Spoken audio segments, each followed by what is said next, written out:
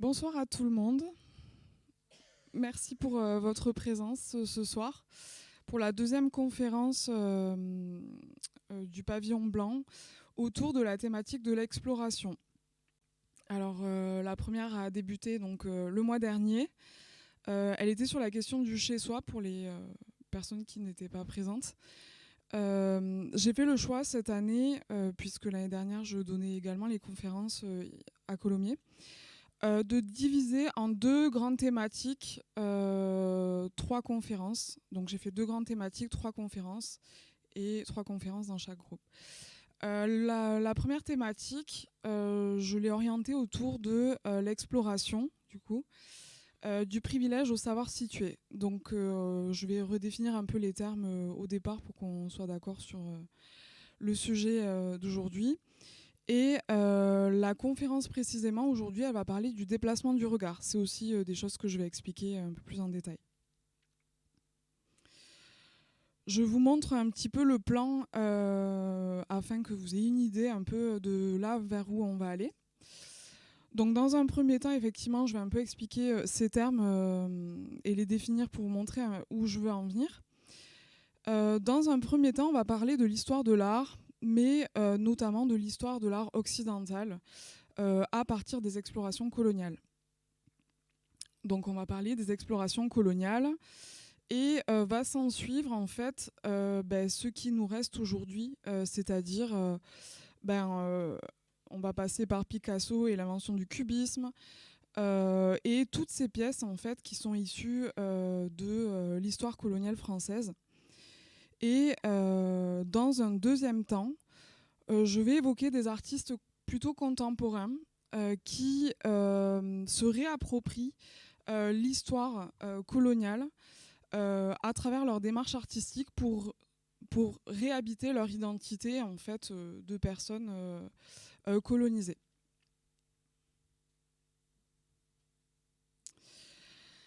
Donc déplacement de regard, qu'est-ce que j'entends par ce terme ?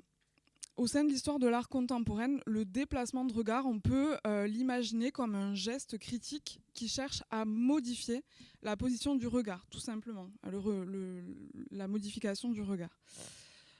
Pour déconstruire les habitudes en fait, qu'on met en place socialement de perception et qui sont finalement fondées aussi par les cadres dominants, les représentations dominantes. Donc finalement, il s'agit d'interroger ce qui a été rendu invisible, marginalisé par les récits institutionnels. L'exploration du privilège, ça consiste en fait à mettre à jour les bénéfices de invisibles ou supposés neutres dont certaines positions jouissent dans des systèmes artistiques. En gros, il y a des personnes qui ont le privilège de décider les choses et d'autres qui sont un petit peu marginalisées. Et on va essayer de regarder un peu comment ça se passe à ce niveau-là.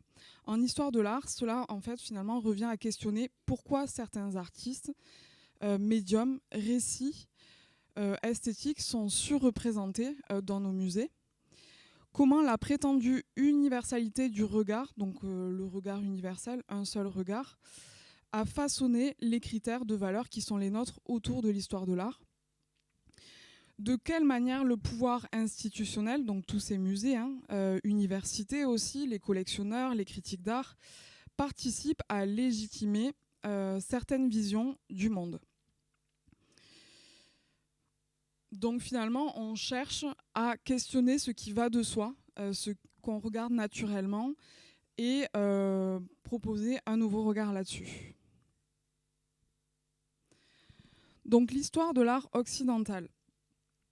En fait, les explorations coloniales, qui s'appelaient tout simplement des explorations dans un premier temps, elles vont ouvrir à peu près, elles vont débuter au XVe siècle avec notamment Christophe Colomb en 1492 qui va découvrir les Amériques. À partir de là, il y a ce qu'on peut appeler l'expansion coloniale, donc surtout au XVIIIe siècle et tous les siècles à peu près jusqu'au XXe siècle. Tout ça, finalement, ça va créer une culture de l'exploration, d'aller découvrir ce qui se passe ailleurs, où l'explorateur devient une figure emblématique et nationale, entre autres en partant de France. L'installation de l'idée de collection post-voyage et d'exploration est quelque chose qui va prendre de plus en plus de place en France. L'Académie des sciences rassemble et publie les informations des voyageurs pour les diffuser largement au sein du pays.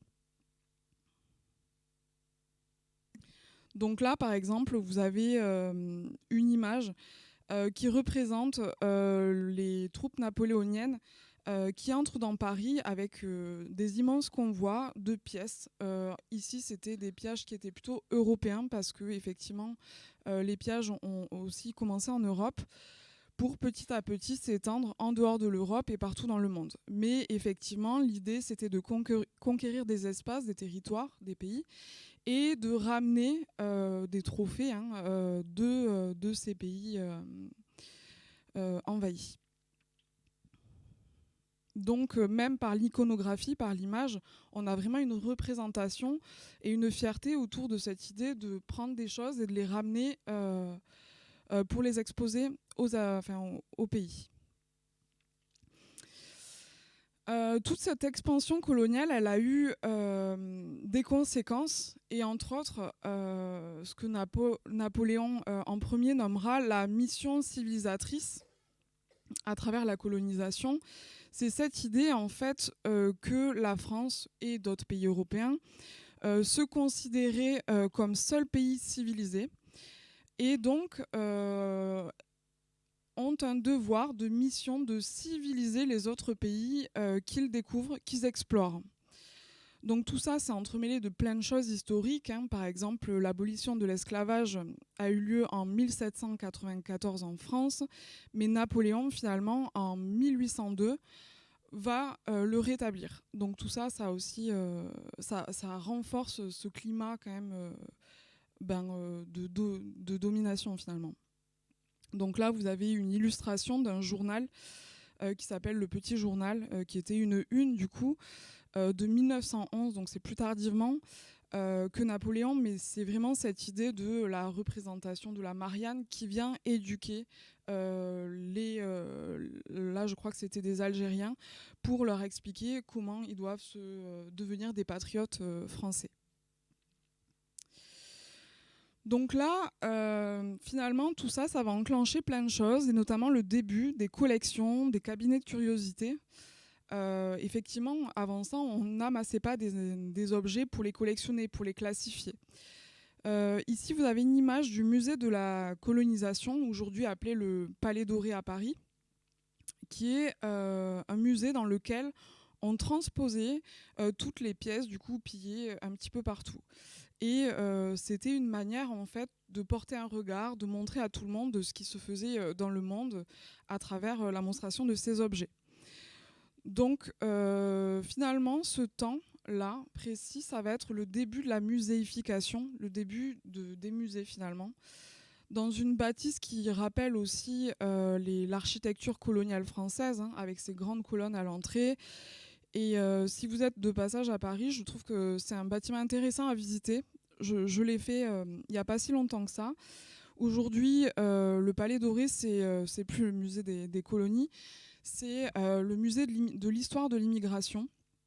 Et du coup, il y a tout un pan du musée, il y a une partie qui est temporaire et permanente, et qui est en lien avec cette histoire de l'immigration en France et de la colonisation. Donc ces musées, finalement, ils vont servir à universaliser, à éduquer le peuple autour de ces découvertes-là. Donc on peut penser aussi au musée du Louvre à Paris, qui finalement, aujourd'hui, quand on fait l'état des lieux, est rempli de ces objets en fait, prélevés pendant la colonisation. Et c'est la représentation même du musée français qui se trouve dans la capitale et qui atteste de toutes les richesses du monde dans un seul et même lieu. Donc là, vous avez une image d'archive où on voit des peintures amassées, etc. Et pour finir, le palais de l'Élysée, qui est aussi un grand témoin de notre histoire. C'est un vestige de notre histoire. Donc c'est le siège de la présidence de la République, bien évidemment. C'est la résidence officielle du chef de l'État. Et finalement, c'est aussi un bâtiment qui a été financé par un grand négrier toulousain qui s'appelle Antoine Crozat. Et c'est vrai que c'est des choses qui sont intéressantes à connaître et à savoir. Je l'ai découvert notamment à travers un guide conférencier que j'ai jamais eu l'occasion de faire de visite avec lui à Paris, mais j'ai trouvé que la démarche était très intéressante. Il a monté donc des visites guidées dans la ville de Paris autour de l'idée de Paris noir, où il va aller dans plein d'endroits et réécrire un peu l'histoire des statues, des bâtiments autour de cette idée un peu autour de ce regard de cette histoire dont la France est aussi impliquée, on va dire. Pour poursuivre là-dessus, je voulais parler du musée du Quai Branly, qui est un musée qui a ouvert en 2006 à Paris également, qui est en fait un peu la continuité du musée du Trocadéro à Paris, où finalement on a joui de tous ces objets-là et il a fallu les disposer un petit peu partout. Le musée du Quai Branly est un musée qui recense tout un tas de pièces africaines et océaniennes. Et dans une disposition qui est relativement contemporaine, donc vous en avez une image ici. Le parti pris est d'apporter aucun cartel. Donc les cartels, c'est les petits écriteaux qui disent des informations sur l'œuvre, donc qui l'a réalisé, quand et d'où vient la pièce. Et en fait, ça pose question parce que justement, le fait de les placer ici, dans une disposition muséale qui est européenne, en fait, elles perdent de leur sens premier. Elles n'ont pas été construites pour être des œuvres, mais elles ont été des objets dans un pays donné. Donc en fait, de les extraire de leur pays et de les placer dans des musées, elles deviennent, à travers ce déplacement, des œuvres d'art, en tout cas pour les Occidentaux. Ça m'a fait penser aussi à ces tableaux qu'on connaît assez bien du 18, 19e, voire 20e, qui retracent des moments un peu plus... Donc on va être sur du post-impressionniste, où on a vraiment des scènes de plaisir autour d'un café, autour d'une cigarette. Et tous ces petits détails-là, en fait, parlent aussi d'une histoire coloniale. Parce que le sucre, le café, le cacao, s'ils apparaissent dans les tableaux, c'est parce qu'en fait, c'est aussi des denrées qui ont été issues des colonisations. Donc ça, c'est aussi quelque chose d'intéressant de regarder les tableaux de cette histoire de l'art à travers ces petits détails du paquet de cigarettes. Donc là, vous avez un autre exemple, le déjeuner de François Boucher, où on a une scène de déjeuner et effectivement, il y a du thé brûlant, des choses qui sont très quotidiennes pour nous aujourd'hui, mais qui finalement étaient assez nouvelles aussi pour l'époque. Donc au final, la présence du colonialisme, elle est bien là, mais elle est suggérée. Maintenant, je fais un petit peu un bond en avant et je voulais vous parler du cubisme, qui est un mouvement artistique assez connu et souvent donné à Picasso, à Pablo Picasso. Le cubisme, en fait, c'est un mouvement artistique issu du XXe siècle qui montre sur une toile tous les différents côtés d'un même motif. C'est-à-dire qu'on va prendre un visage et c'est comme si on allait le déplier finalement pour en voir toutes les faces. C'est une idée de destruction, de détruire la figure, le figuratif, ce qui est représenté comme étant réel, pour créer d'autres émotions et d'autres sensations. C'est finalement un peu le début de l'abstraction. On avait des tableaux qui étaient essentiellement figuratifs avec le réalisme et tous les courants juste avant. Et là, finalement, on déstructure, donc on rentre petit à petit dans l'abstraction. Donc c'est quelque chose qui est très important pour l'histoire de l'art. Et finalement, Picasso, c'est on le dit inventeur du cubisme, mais en soi, c'est une des premières personnes à avoir été connue autour de ce travail du cubisme. Mais il y a d'autres personnes en Europe, dont Braque, Kandinsky, qui ont participé à la mise en place de ce mouvement-là.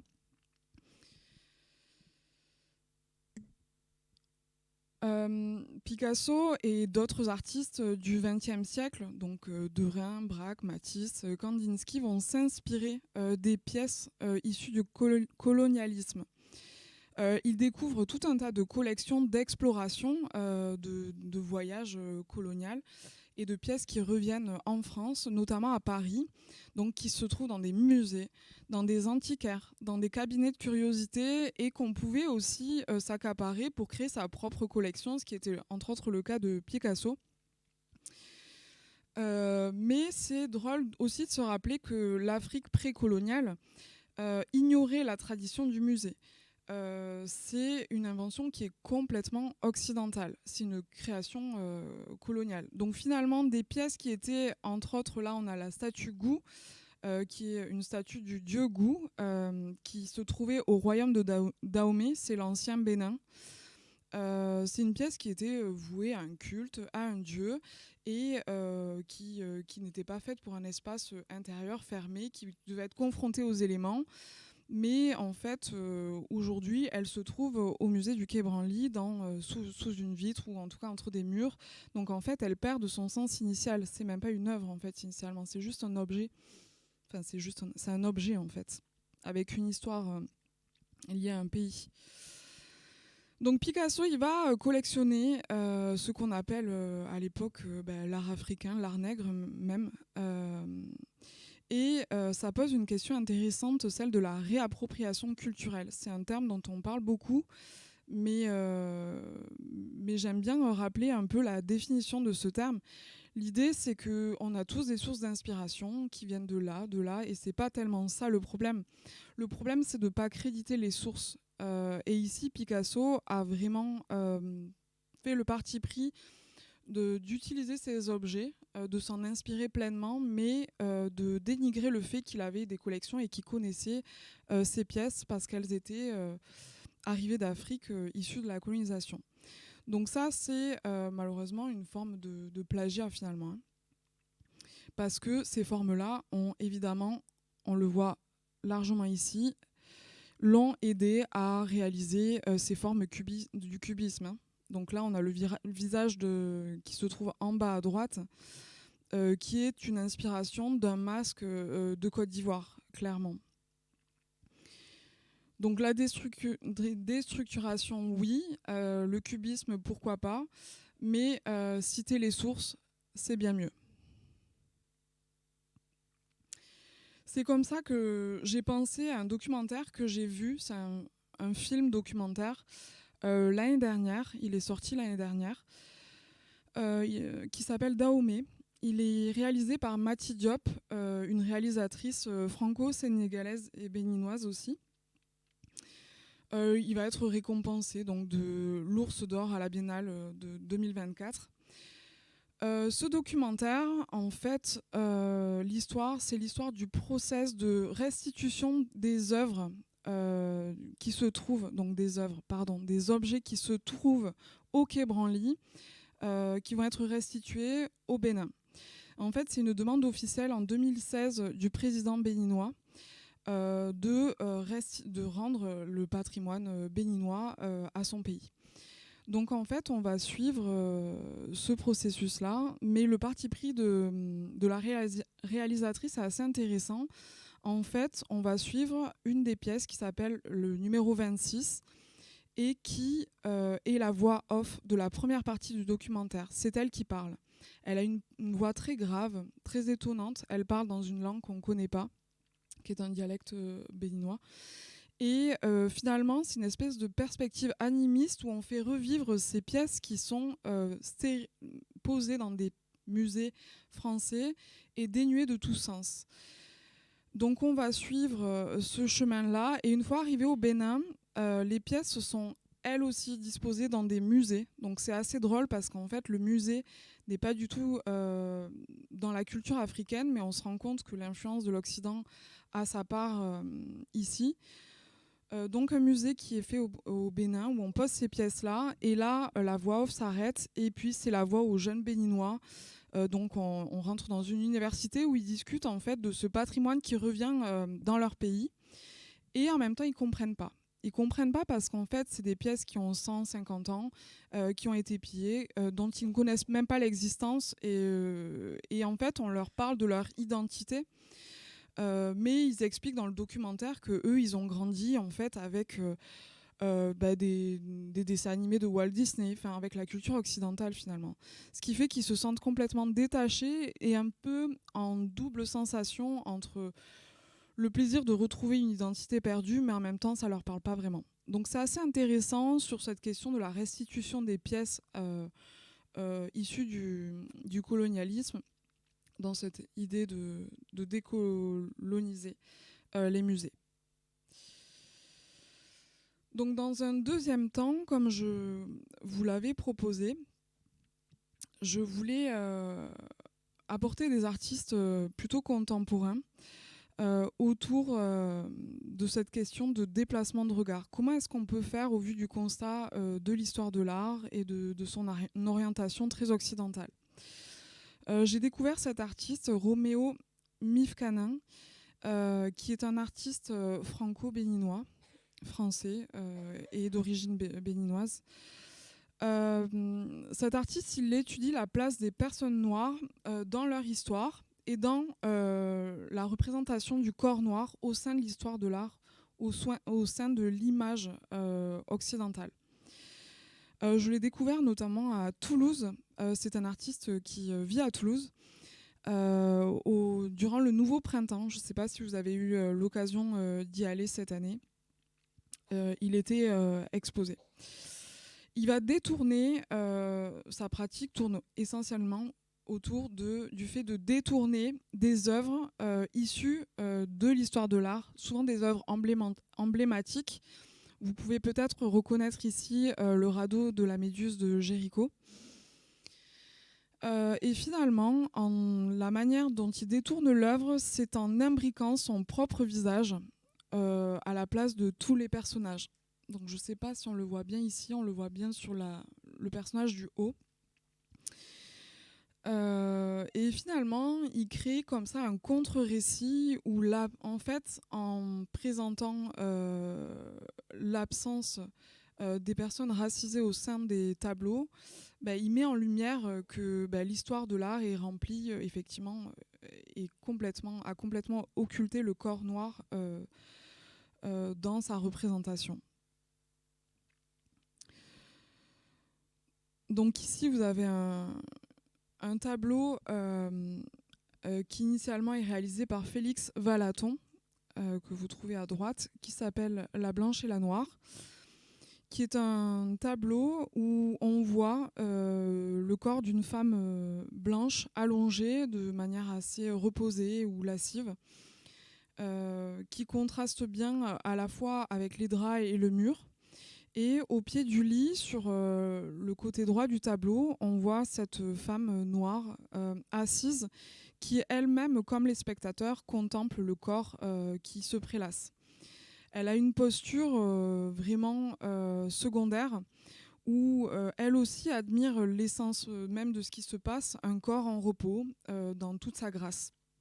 À côté de ça, Roméo Mifkanin va proposer une réinterprétation où il s'assoit du même côté que celui de la femme noire. Cette femme blanche allongée de manière lascive est comme unifiée avec les draps, une teinte dans les tons jaunâtres où on aperçoit juste les ombres et lumières, et un fond noir qui ne va pas du tout happer le regard, ce qui va faire qu'on va être plutôt en observation des deux corps.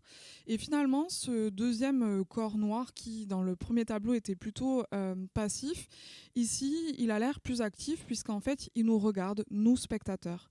Il nous regarde comme témoins d'une posture, Il nous questionne et finalement, ici, il est beaucoup plus mis en avant que dans le tableau précédent. Donc c'est des subtilités parce qu'on garde la même posture, on garde le même vêtement, mais un déplacement de regard de l'intérieur du tableau à l'extérieur en fait amène un autre positionnement et une autre interprétation. Vous en avez un autre ici, issu d'un tableau d'Ingres qui s'appelle L'Odalisque à l'esclave, qui date de 1839, où dans le tableau d'Ingres, où on voit cette femme prélassée et une esclave qui lui joue de la musique, dans un décor extrêmement exotisant, puisque les explorations, elles vont aussi déteindre dans les tableaux de cette manière-là, c'est-à-dire qu'on va avoir une forme d'orientalisme au sein des tableaux. On va voir des décors et des habillements issus de la culture plus orientale. En fait, il va réinterpréter le tableau, sauf qu'il va prendre la place de l'esclave blanche pour se mettre à sa place dans une posture où il joue aussi lascivement pour cette femme qui est allongée et qui se repose dans une posture assez étonnante, assez divine. Donc en fait, sa manière de réinterpréter, elle peut être multiple, mais elle vient toujours un petit peu, et avec beaucoup de subtilité, questionner la représentation des personnes racisées au sein de l'histoire de l'art, baignées dans cette histoire de la présence de l'Orient et de l'exotisme dans les tableaux. Maintenant, je vais vous parler d'un autre artiste très contemporain également, qui s'appelle Tyler Mitchell, qui est initialement un photographe de mode. Il est assez jeune, je crois. Il est photographe de mode et c'est le premier photographe noir américain à avoir fait la première de magazine de Vogue. Donc on voit aussi que les choses évoluent, mais très lentement. Alors lui, il a grandi en Géorgie, donc dans l'état du sud des États-Unis, des États qui sont relativement chargés de mémoire, mais en tout cas, il en éprouve une grande nostalgie. Il parle de ces espaces verts qui lui manquent, puisqu'il vit maintenant en urbanité du fait de son métier, donc sûrement à New York. Et il parle de ces espaces verts qui lui manquent. Et c'est comme ça qu'il va créer la photographie que je vais vous montrer en suivant, qui s'appelle Riverside Scene, qui est finalement inspirée de l'idée de pastorale tradition. La pastorale, c'est cette idée de créer une peinture ou une œuvre, à l'époque c'est plutôt une peinture, autour des espaces verts de plaisir. Donc on va être endimanché, on va se promener. Les impressionnistes se sont beaucoup inspirés de ces temps vraiment de balade, de plaisir. Et c'est un thème qu'il aime beaucoup, la pastorale. Mais en même temps, face à une histoire très marquée par le racisme aux États-Unis, d'autant plus dans les États du Sud, il va créer une pastorale à son imagination qu'il appellera la pastorale post-coloniale. Donc finalement, c'est une manière de célébrer la nature, mais une nature idéalisée, puisque dans l'État de Géorgie, elle n'a pas existé exactement sous cette forme. Donc je vous montre la photographie, donc Riverside Scene. C'est une histoire fictive finalement, donc une photographie qui s'apparente énormément à de la peinture, peinture du 19e, époque romantique, où on voit ici sur plusieurs plans. Donc le premier, 3 femmes qui ont l'air de représenter 3 générations différentes. Second, à droite, on voit 3 personnes paisiblement installées face à un lac en train de se reposer sur des fauteuils. De l'autre côté, 3 jeunes hommes qui semblent rentrer dans le lac ou l'étang, qui semblent vouloir se baigner. Tout au fond, une femme qui peint, pareil, très paisiblement, habillée en blanc, le paysage qu'elle a sous les yeux. Et tout en fond, on aperçoit une balancelle, une balançoire, un objet un peu de plaisir et de loisir. Cette histoire, elle est fictive parce que finalement, au XIXe siècle, les personnes racisées, les personnes noires, n'auraient pas pu vivre une scène comme celle-ci. Elles étaient réduites soit à l'esclavage ou alors, un peu plus tard, subis durant les guerres de sécession, des lynchages et toutes ces choses abominables qu'il a pu se passer dans les États du Sud. Donc finalement, pour cet artiste, ça va être une manière de réécrire et de faire une réécriture réparatrice au sein du paysage pour créer une mémoire collective qui soit plus douce que celle qui a été réelle.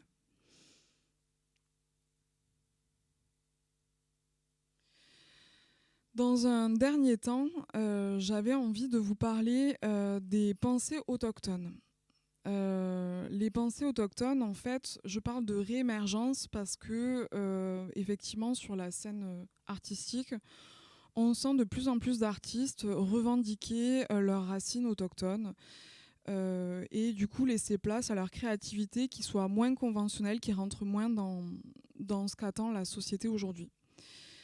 Donc, par exemple, cette année, au festival photographique, les rencontres photographiques d'Arles, il y avait beaucoup de photographies qui étaient issues de cette scène artistique internationale qui vient réinventer une histoire autour de ces pensées autochtones.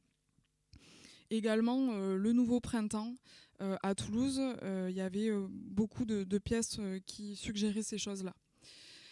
C'est des artistes qui sont issus de communautés longtemps marginalisées, qui revendiquent la continuité de leur savoir et de leur lutte, qui ont une manière différente de vivre que les pays occidentaux et qui, pour autant, ont envie de s'exprimer.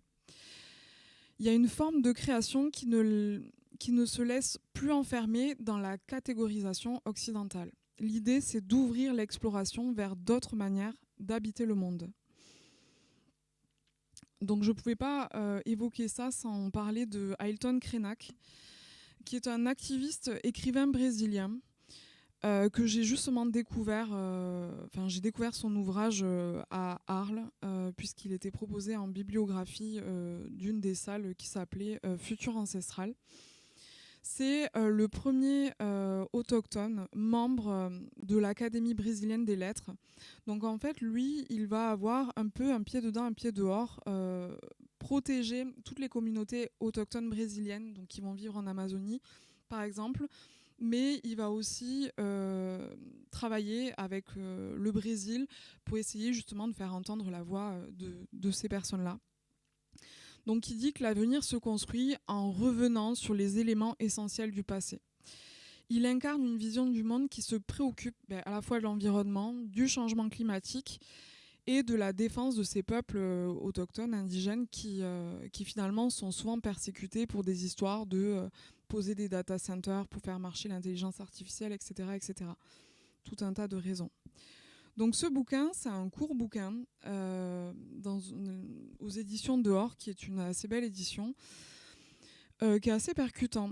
En fait, il nous explique tout simplement que s'il y a un futur aujourd'hui à imaginer, il est ancestral. C'est-à-dire qu'il faut retourner à des gestes ancestraux. Il faut refaire vivre les pensées précoloniales, entre autres, qui étaient beaucoup plus en accord avec la nature, avec l'environnement, et qui marchaient sur des logiques d'équilibre. C'est-à-dire que si je prends des fruits de cet arbre, mais que je ne vais pas le décimer, l'année prochaine, il va sûrement me donner d'autres fruits, et si j'en prends soin, etc. Donc ce futur ancestral, c'est un avenir pensé à partir de ces mémoires-là, de ces ancêtres-là, des terres et des liens que la colonisation avait finalement fini par briser petit à petit.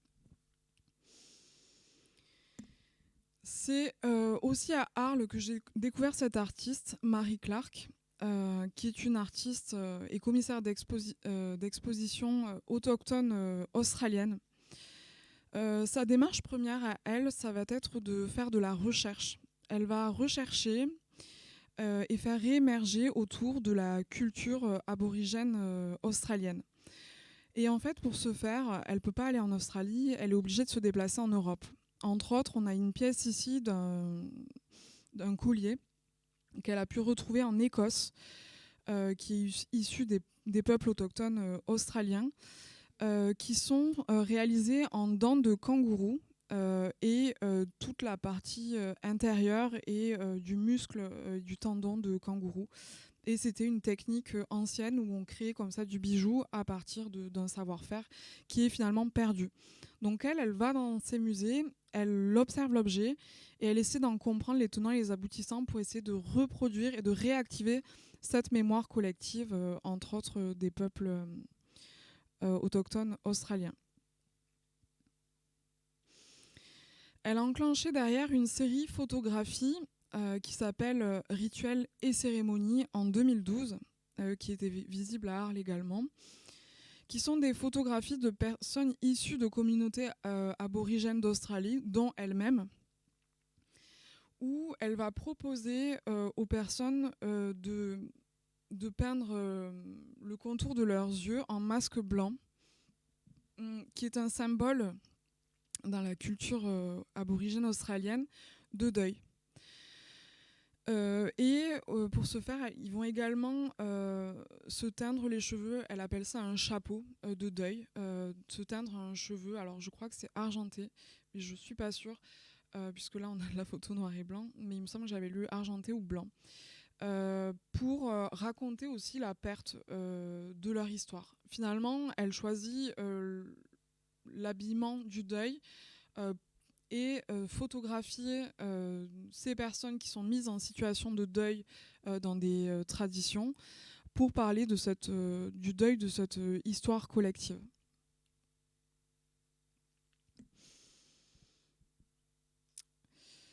Ça parle du rejet et de l'effacement de ces peuples australiens et la photographie ici, la mémoire photographique, permet une réappropriation et de l'identité et de la culture à travers cet acte photographique. En fait, de se regrouper, de discuter, de créer une phase en fait, d'habillement autour de gestes anciens, ça va faire réémerger finalement des pensées qui étaient mises comme inertes jusqu'à présent.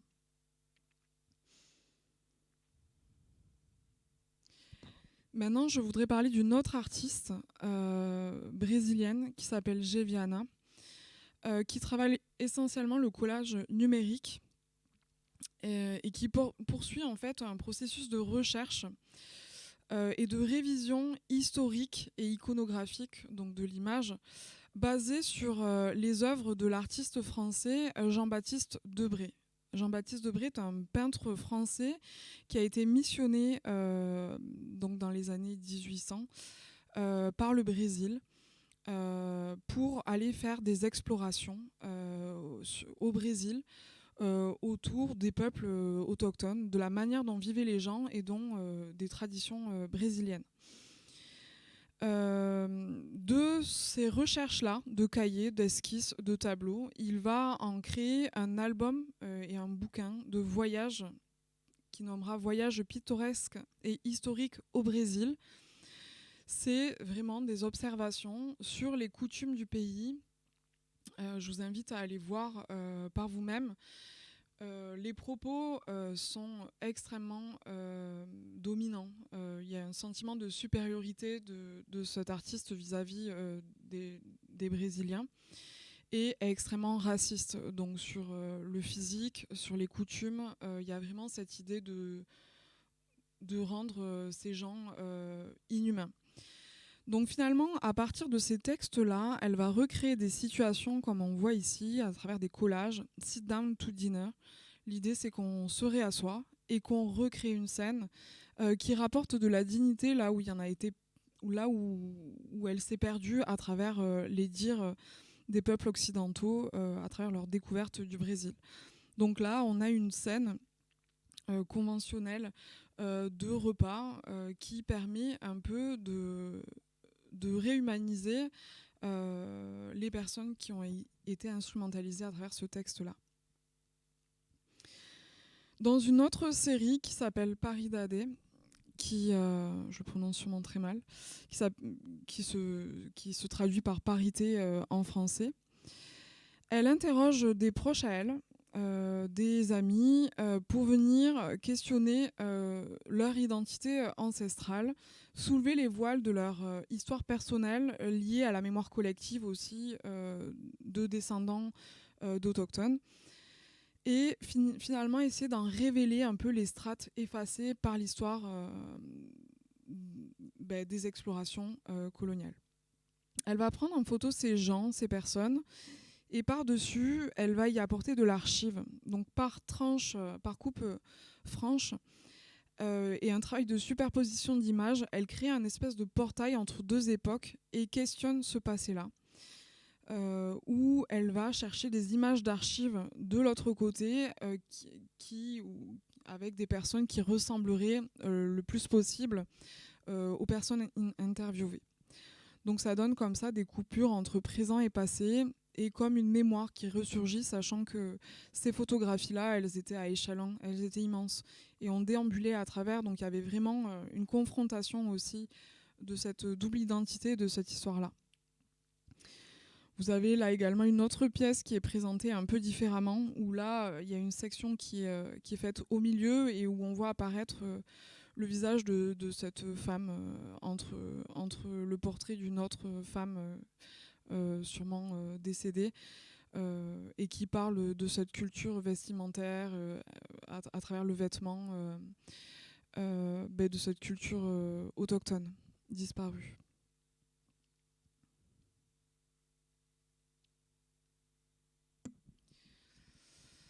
Finalement, pour conclure sur tout ce cheminement à la fois historique et à travers des exemples plus contemporains de réappropriation de l'identité, penser l'histoire de l'art sous l'exploration revient à interroger la manière dont notre vision du monde s'est construite. Je trouve que c'est toujours intéressant de pouvoir retourner au musée et se dire « Tiens, qu'est-ce qui s'y joue vraiment dans cette histoire de l'art occidental ?»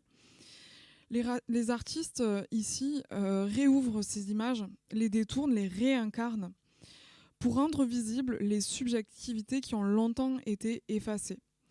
Et pourquoi pas réécrivent l'histoire là où elle a été peut-être un peu trop douloureuse.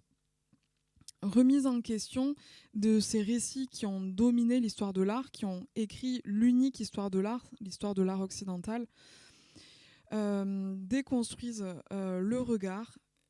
Ils se décentrent, ils se pluralisent et finalement ils se politisent également parce qu'on accepte qu'il y a aussi autre chose que ce qu'on nous présente. L'exploration n'est plus vraiment une conquête, mais un déplacement de regard, un déplacement physique, un mouvement vers une histoire de l'art plus consciente, plus juste et véritablement partagée. Voilà, je vous remercie pour votre écoute.